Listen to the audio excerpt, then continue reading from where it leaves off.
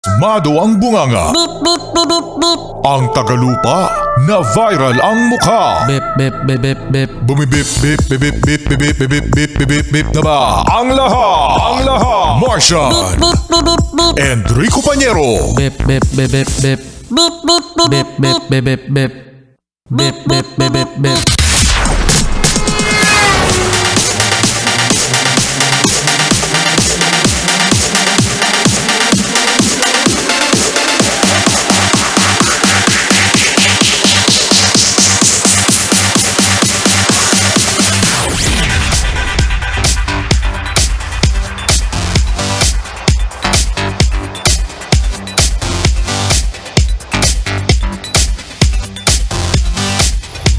Eto na ang ating Yes FM Balitang Hoy mga Yes Friend, kayo ba ay mahilig sa mga beauty pageant?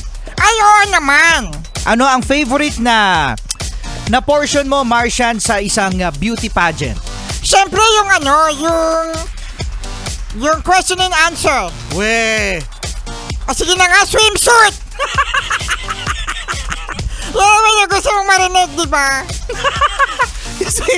yung swimsuit nga, no? Kasi ang mga Pinoy, mga Yes Friend, mahilig talaga tayo sa pageant, di ba? No? Kasi kapag meron tayong pinadala na kandidata sa Miss Universe, sa Miss Earth, sa Miss International, sa Miss World at kung saan-saan pa, mga Yes Friend, todo suporta ang mga Pinoy, lalong-lalo na, syempre, ang pamilya ng kandidata. Eto na nga, Martian. Sa Brazil, Ano? Teka lang. Sa Brazil, mga Yes Friend, ay merong nangyari sa isang beauty pageant. Ano nangyari dito, Pañero? Nangyari, mga Yes Friend, yung anak ng tatay ay sumali sa sa beauty pageant sa Brazil. Ang nangyari, hindi nanalo yung anak niya sa beauty pageant. Ang ginawa ng tatay, Martian, Ano? bumunot ng baril at sinubukang barilin ang isang judge. Ano? Hindi kasi matanggap, mga Yes Friend, ng tatay na fourth placer lang ang kanyang anak. Kaya ang nangyari, syempre, di ba, sinugod niya yung mga judges. Nagpaliwanag naman yung mga judges na yung anak nyo kasi, yung anak nyo kasi hindi masyadong kagandahan. Hindi, walang gano'n. Yung anak nyo kasi mali-mali. Susunod na huwag nyo isali. Hindi, walang gano'n. Di sinabi ng mga judge. Grabe naman yung judge na yun. So ngayon, mga Yes pa rin, hindi matanggap ng tatay ng contestant na hindi nanalo yung anak niya. Sabi, bakit hindi nanalo ang anak ko? Ha? Isang bala ka lang.